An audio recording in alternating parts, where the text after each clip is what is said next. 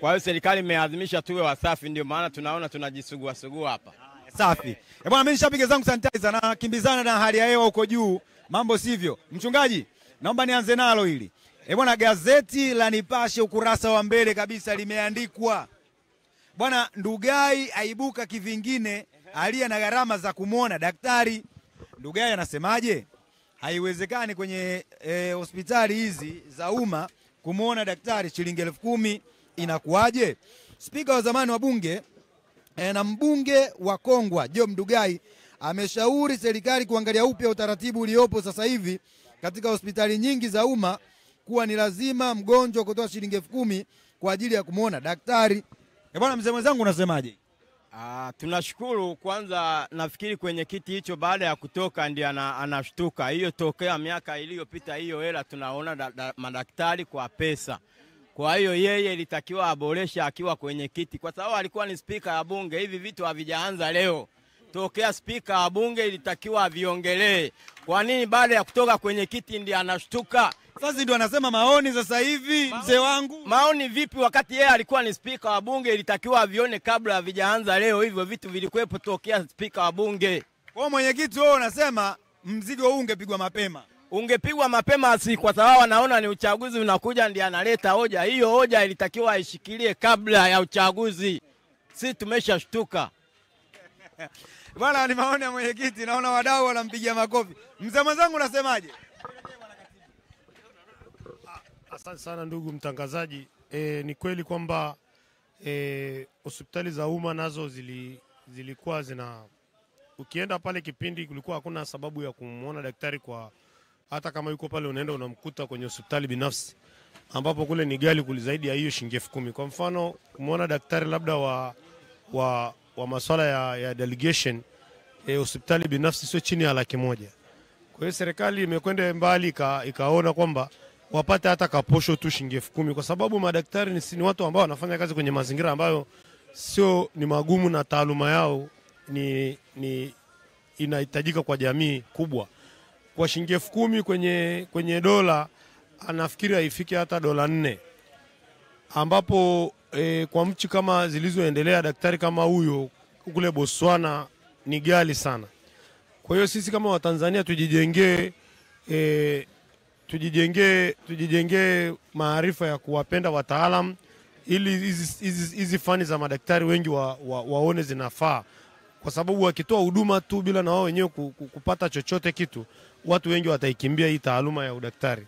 Kwa hiyo kwanza tunasema kwamba tunashukuru upande wa Wizara ya Afya kuwaruhusu madaktari wale wa mabingwa kuonana na watu wa kawaida hata kwa shilingi 10,000. Tunatakiwa tuendelee kuwapongeza, lakini sio kusema kwamba hiyo gharama ni kubwa, kwa sababu magonjwa haya bila kuwaona wataalamu wa kweli utameza dawa na hutapona. Lakini kama ukipata mtaalamu wa kweli akakusaidia, utakuja kijiweni hapa kama tulivyo kawaida, tutapitisha donation, tutakuchangia, utapata dawa za kweli, kwa sababu mtu ulioongea naye ni mtaalamu wa hicho kitu. Asante sana. Na hiyo umenisaidia hapo bwana katibu. Bwana, mdau anasema hiyo shilingi 10,000 ni sawa kabisa, kwa sababu unatakiwa kuwaona wataalamu mabingwa ili tupone. Hasa kusema tena bwana 10,000 si namna gani, yeye anaona iko sawa bin sawia. Kamkataa mwenyekiti. Haya, sema ndugu yangu kabla ya mama. Nashukuru sana ndugu mtangazaji. Kwa majina naitwa Agustino Paulo. Mimi kwanza nimpongeze Ndugai, amekiona hicho ingawa amechelewa kukisemea. Ilibidi kama anavyosema mwenyekiti angekisemea kipindi kile akiwa bado mbunge, pengine kingekuwa kina mantiki na watu wangemuelewa nini anasema. Lakini nizungumze kwamba swala la 10,000 watu tumetofautiana kuhusu hospitali. 10,000 kwa sisi tulioko Dar es Salaam tunaona sio kubwa, lakini kwa mtu wa kijijini kuja kumwambia 10,000 ili aweze kuitoa kumuona daktari ni kipengele kikubwa sana. Na sio 10,000 tu, serikali inakusanya mapato makubwa. Inasema inaleta madawa, inatengeneza barabara. Nafikiri kwenye eneo hilo la kumuona daktari kwa 10,000 wangelifuta kabisa kama anavyosema Ndugai. watu waende wapate tiba tena bila buguzi yoyote. Na sometimes unaweza kaambiwa sio hilo tu. Unakuta pale mlangoni anakuambia kwa wazee wa miaka 60 bure. Lakini hiyo bure hatuioni. Kwa hiyo kuna mambo mingi sana ya kuangalia katika haipo. Sisi tumeuguza wazee tunajua. Anakuambia kwa wazee ni bure, lakini sio bure. Ukiingia pale, wanakuambia wewe ni mzee, wewe unasema mzee bure, wewe kijana una nguvu unashinda kumsaidia babako. Kwa hiyo unabaki sasa unasema kwa kweli mngefuta hata maandishi hapo mlangoni. Asante sana. Bwana ukiangalia juu tayari shaanza kudondoka hiyo. Ndugu zangu tuhamie mtaa wa pili pale. Mambo yamekaa vizuri. Huu ni Wino Mzito live kabisa bwana kutokea Kariakoo jijini Dar es Salaam, na ndio uhalisia wa mambo ulivyo. Inabidi tuame kutokana na swala zima la mvua, hali ya hewa, na bwana wenye mamlaka walituambia tujiandae na ishu nzima ya mvua ambayo itakuwa inadondoka kwa namna moja ama nyingine. Bila shaka kameraman unanipata hapo ndugu yangu? Niko napita Mbogo bwana kwenye kamera. Kwa hiyo lazima tuende sawa. Mvua imetuhamisha kidogo. Tukombe radhi kwa wale ambao wanatufuatilia live YouTube. Kidogo utaona picha vipi, mbona kama kuna wakati ulikuwa unipati na nini, lakini mambo yako vizuri. Bwana mchungaji umeitaka maiki. Lakini mama yangu pia ameitaka. Kila mtu anaitaka maiki. Sasa nianze na mwana mama hapa. Karibu. Labda kidogo nisimame naonekana. Mimi naunga mkono mwenyekiti wangu alivyoongea. Ni kweli mheshimiwa wetu amechelewa kugundua jambo mapema kwamba akiwa bungeni angelisemea. Lakini madam kalisemea saa hizi. Ni kweli matibabu ilikuwa bei ghali sana kwa watu wazima kama sisi. Kwa mfano kienda Ocean Road tu ni shilingi 80,000 tena mwaka juzi ile. Hasa mtu mzima ameshastaafu kazi.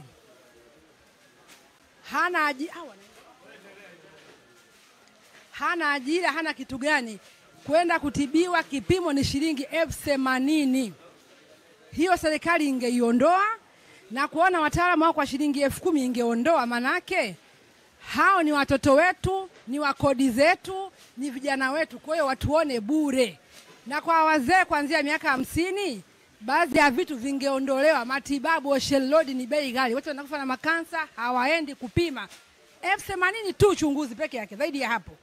Kwa hiyo naomba serikali kae chini iliangalie hilo, namna ya kuondoa tozo za ajabu kama hizo. Lingine, kujifungua wanawake lingeondolewa kabisa, yani lisiwepo. Manake tuliambiwa kwamba tukazae, tukaongezeke, tukafiatue tu. Wanafiatua mpaka leo. Kwa watu yani iondolewe kabisa. Kusiwe si na hiki na hiki, viondoke kwenye matibabu kama hayo. Hiyo ndio ushauri wangu mimi. Sawa, kuna mwamba alitaka mchungaji afu tunakuja hapa. Asante ndugu mtangazaji, naitwa Sir Godfrey. Na nianze tu kwa kusema kwamba Ndugai ameongea hili na mimi nampongeza kuliongea kwa sababu amedhihirisha wazi jinsi ambavyo ana ufahamu mzuri, lakini alipokuwa ndani ya bunge ufahamu huo ni kama ulikuwa labda umehifadhiwa, saizi ndio anautumia. Angeweza kuliongelea akiwa ndani ya bunge, lakini ni mahali ambapo isingekuwa rahisi sana kwa sababu pengine alikuwa mnufaika wa mifumo hiyo. Kwa hiyo sasa anakuwa upande wetu, ndio anaona kuna maumivu huku katika zile gharama ndogo ndogo tunazotozwa. Sasa niseme kwamba swala la kumwona daktari na kutoa shilingi 10,000 kwanza ni jambo la fedhea na aibu kusema natoa shilingi 10,000 kwa ajili ya daktari. Daktari ni mtu ambaye yuko daraja la juu la elimu na ni mtu ambaye anahitajika sana katika taifa. Hii ni mifumo tu ambayo inadhihirisha wazi kwamba kuna mahala serikali inakwepa wajibu wake na kuwagaia raia visehemu vidogo vidogo vya kulipa. Kwa sababu daktari huyo analipwa mshahara. Kwa nini wasione basi kama kuna umuhimu wa kuongezwa 10,000 zitokazo kwa wananchi? Waongeze ule mshahara ufikie kiwango ambacho kinahitajika. Si paka kusema mgonjwa aje atoe shilingi 10,000. Hii unaumiza wananchi kwa sababu 10,000 mtu mwingine anaweza kukosa 10,000 ya kumuona daktari na ikampelekea hata kufariki au kukosa matibabu kabisa, au akatibiwa kiolela kwa sababu hana gharama hizo za kumuona daktari ili aweze kutibiwa kitaalamu. Kwa hiyo mimi nafikiri jambo hili serikali inaweza kuliangalia, japo limezungumzwa na mtu huyo ambaye sasa tayari wameshamtupa nje, lakini kwa umuhimu wake wangeliangalia. Kama 10,000 hizo zinatoka, wanapiga hesabu wanakuta labda daktari kwa siku wanapata 300,000 au 200,000 kutoka kwa wananchi, wapige hesabu wamuongezee kwa mwezi, wampe mshahara unaotosha. Alafu mfumo sasa wa kuchangia 10,000 kwa daktari, hata sisi tulishajadili hapa kijiweni kwamba ni mfumo usio sahihi. Mtu aliyeajiriwa na serikali alafu tunachanga tena shilingi 10,000 kumuona. Je, waajiriwa wengine nao wakisema wanataka shilingi 10,000 tutafika? Hatutafika. Asante sana. Asante sana ndugu mtangazaji. Kwa majina naitwa Uroki Ombeni AC.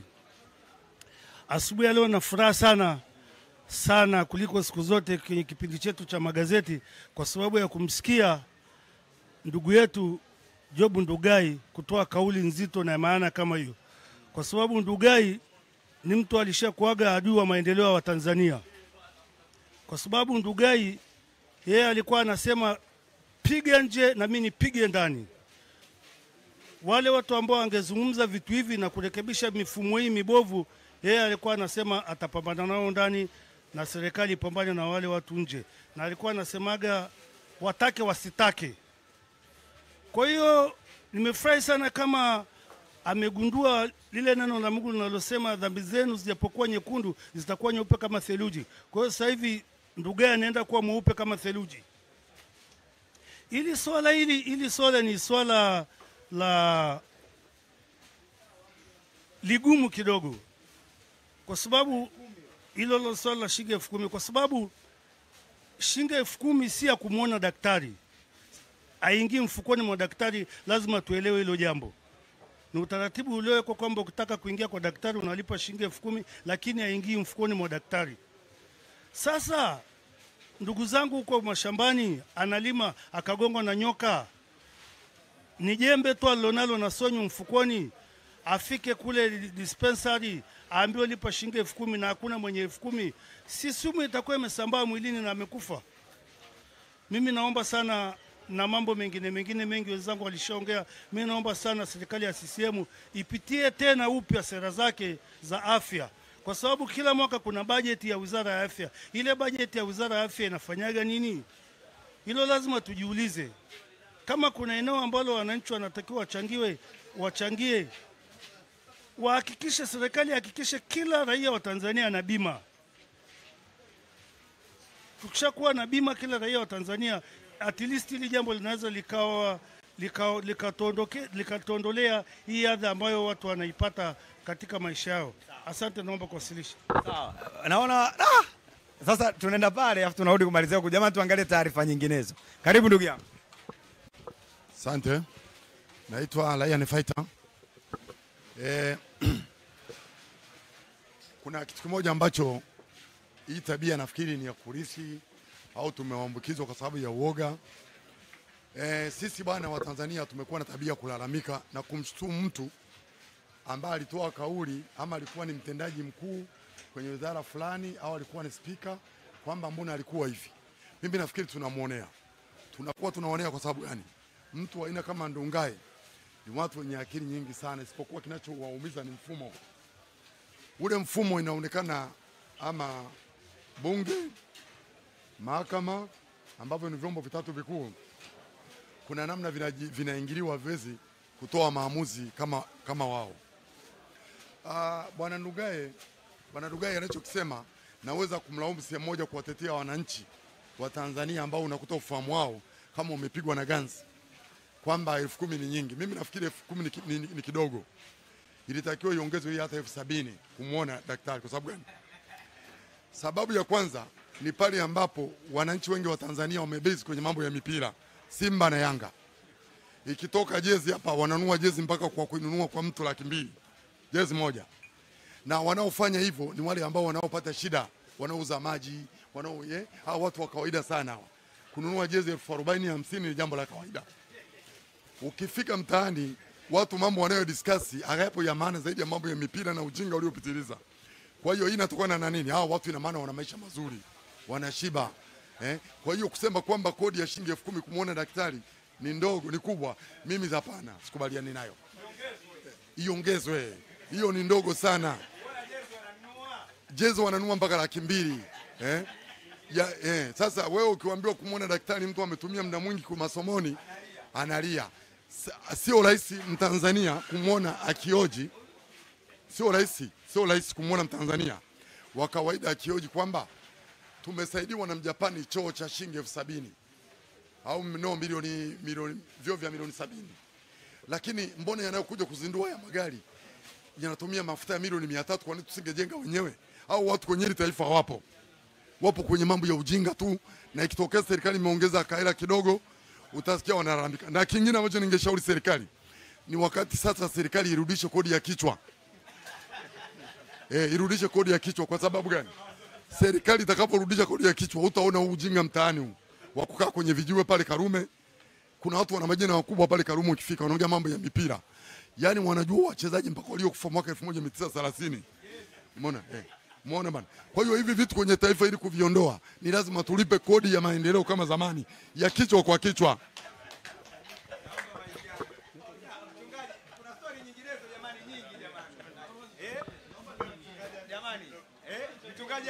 Mchungaji Kiduchu basi.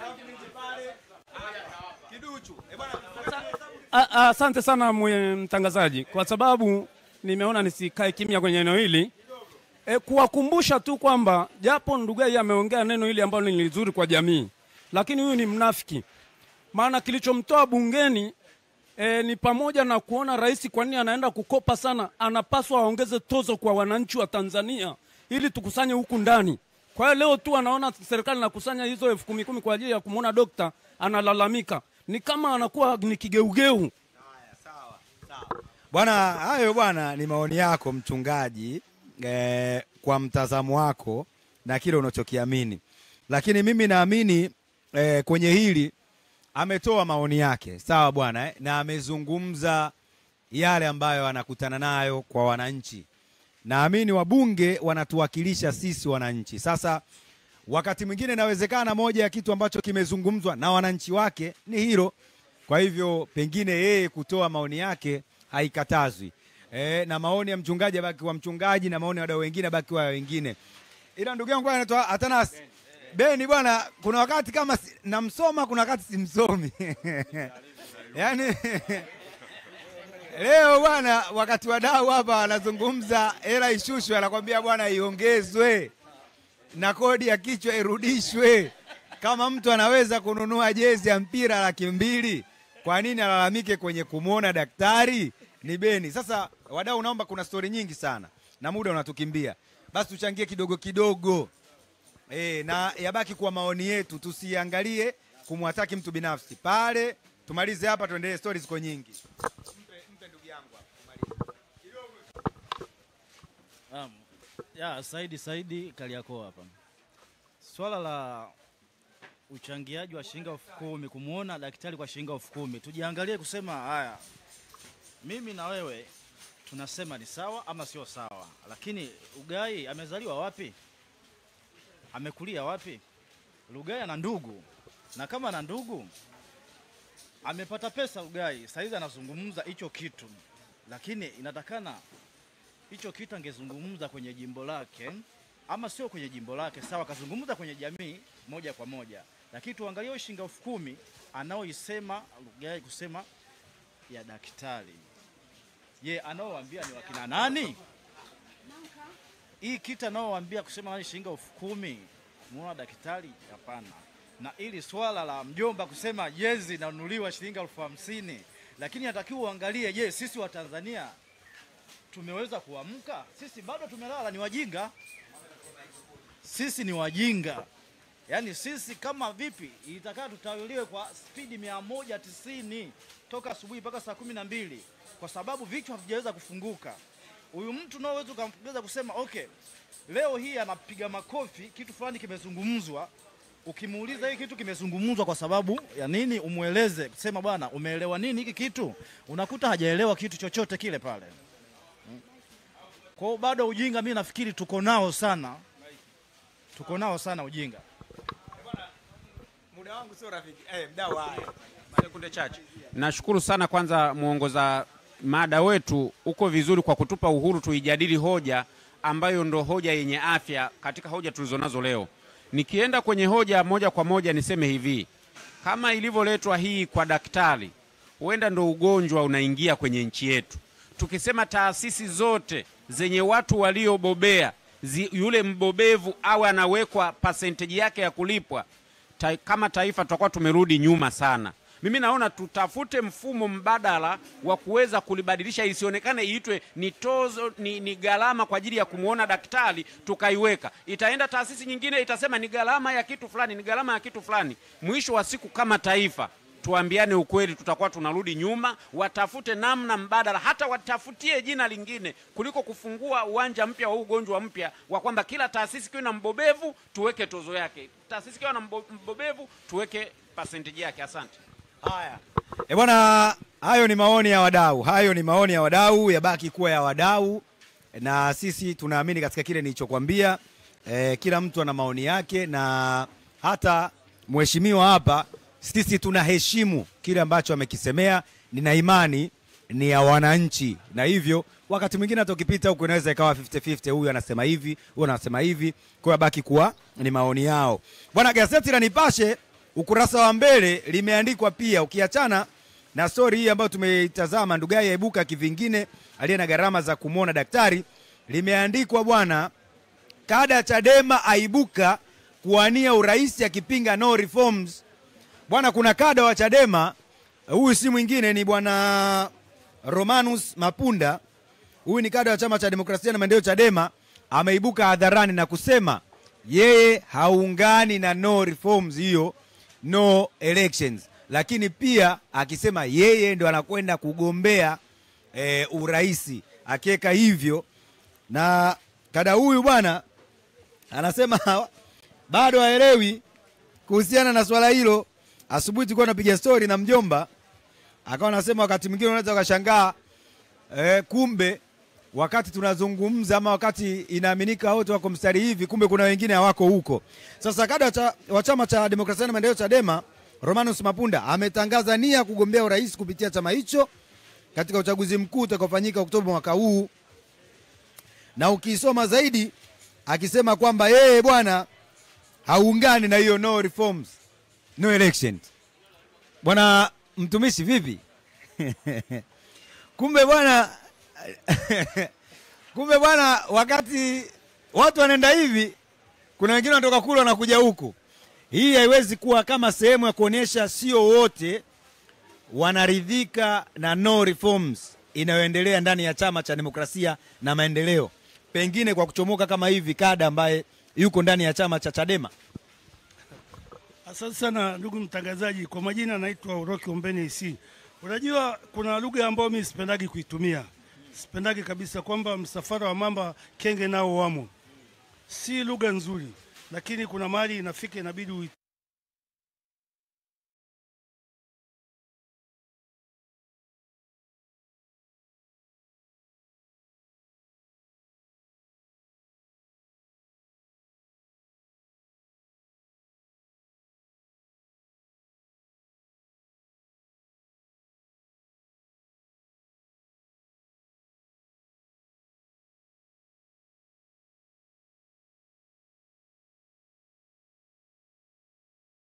yako Raha Square pale wakiendelea kupiga maneno kuhusiana na yale ambayo yanaendelea kwenye magazeti. Nimeona hapo alikuwa akijadili kuhusiana na yule bwana Mapunda. Mapunda ametangaza anagombea urais Chadema. Kada maarufu. Anaenda kinyume na msimamo wa chama yake kisa. Naomba nipokea, ngojeni kwanza sija akasema nimeacha sababu alishatangaza kugombea wenyekiti. Baada ya muda akasema sitaki tena. Acha nijidhibiti. Tuko sawa. Haya bwana, John Lupokela huyo hapo akaendelea kupiga maneno kutokea pale Kariakoo. Sawa.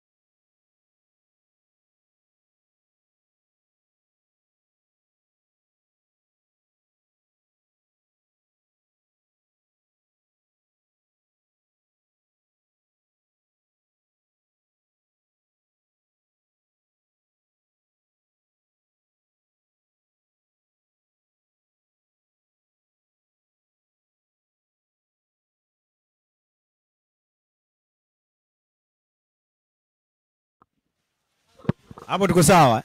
Haya sawa. Sasa mimi ningependa nimpongeze huyu bwana ambaye amesema kama halmashauri kuu ya Chadema hawatateua mgombea urais. Yeye yuko tayari kuingia kwenye uchaguzi. Awe amepitishwa na chama au hajapitishwa na chama, yeye atagombea. Kwa sababu gani? Hawa wenzetu tunao hapa tangu 2020 na baada ile ya Rais Samia ambayo ilikuwa inaitwa ni 4R wako mle ndani na wako sasa hivi tumebakia miezi michache kuelekea katika uchaguzi mkuu wa rais, wa bunge pamoja na madiwani. Na katika maelezo yao ni kwamba hawatashiriki.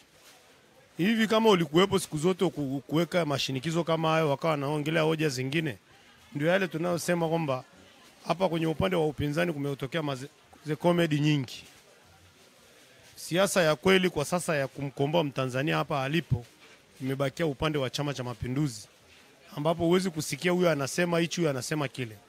Lakini kwa sasa hivi hawa wenzetu, ile nafasi baada ya mmoja tu kupata wenyekiti, kila mmoja anataka ashike kile, yani wagawane mfito.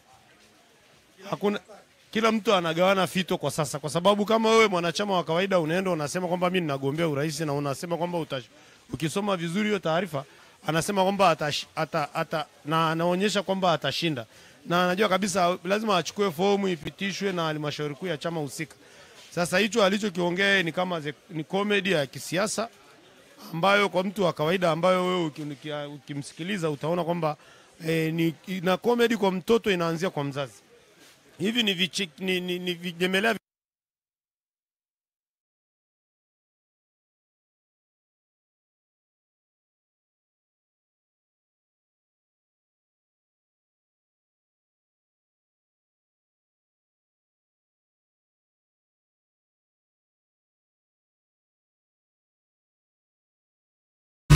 sifuri tu. 94.7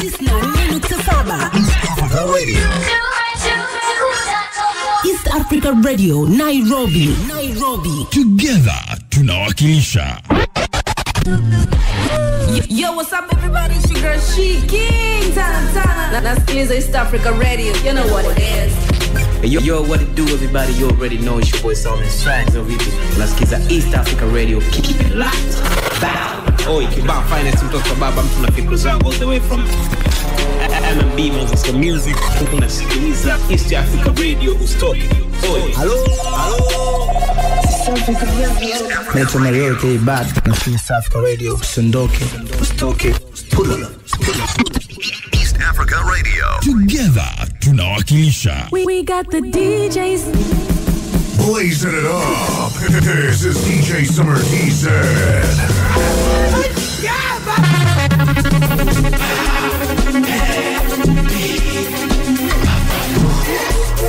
DJ Summer, roll it up.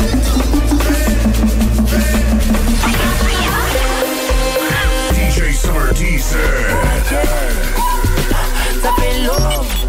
East Africa Radio DJs with the fire mix. East Africa Radio, all hits. The feeling of good music.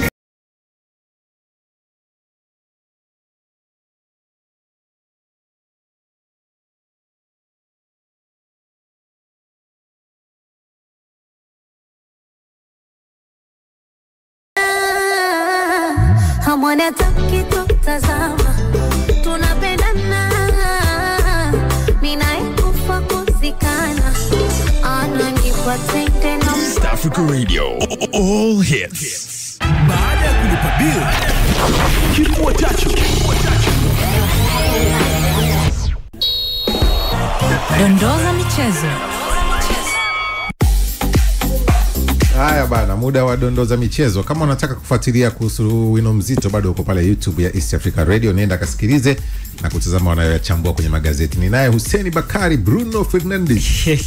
Shabiki wa Manchester United imeamua kunipa jina la Bruno. Naitwa Bruno the Saint Penalty. Ndio, tupo hapa. Sisi mimi nikwambia hii michuano hii ndio kwetu. Kote tukawa tumepotea tu. Kwamba ndo kwenyewe michuano mikubwa. Europa ndo mashindano yenu. Michuano mikubwa ndio ya kwetu sisi. Hongera kwa ushindi wa penalty Manchester United. Europa League imeendelea Jana Alhamis Machi 13, 2025 viwanja mbalimbali ulimwenguni vikishuhudia michezo mbalimbali kuchezwa. Ndio. Mashabiki ambao wanaweza wakafungwa mechi 800 wakashinda mechi moja ukafahamu. Tukaishangilia moja hiyo. Wakashangilia hiyo mechi moja mithili ya kuwa hawajawahi kufungwa hapo nyuma. Ndio. Ni Manchester United. Red Devils wakina Exaudi Mtei ambao wamefanikiwa kushinda goli 4-1 dhidi ya Real Sociedad. Mechi ambayo imemalizika kwa matokeo ya jumla, yani aggregate ya goli 5-2. Nani kashinda goli hizo? Ni Bruno Fernandes ambaye ameingia kambani mara 3.